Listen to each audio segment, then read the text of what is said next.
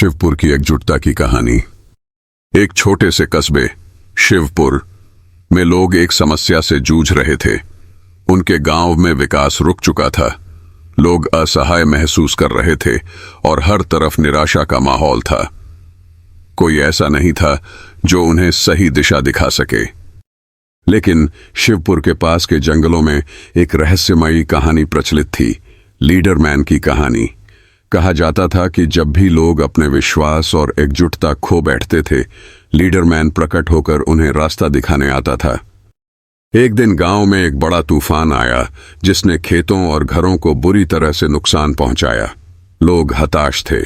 तभी गांव के चौपाल में एक लंबा, साधारण लेकिन आत्मविश्वास से भरा आदमी आया। उसने कहा, मेरा नाम लीडरमैन है, मैं यहां मदद करने आया हूं। लोग उसे देखकर चौंक गए। वह साधारण कपड़े पहने हुए था, पर उसकी आंखों में दृढ़ निश्चय था।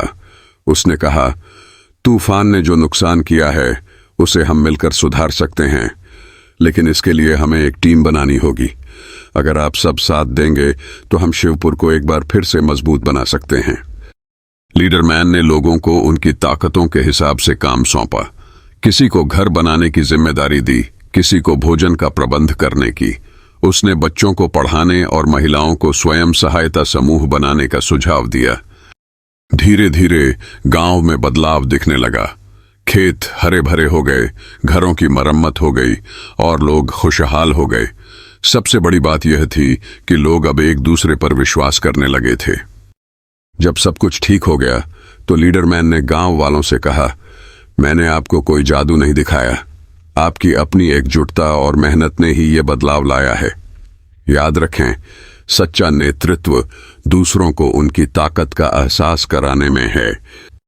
सच्चा नेतृत्व वही है जो दूसरों को प्रेरित करे, उनकी ताकत को पहचानने में मदद करे और एकजुट होकर समस्या का समाधान करे।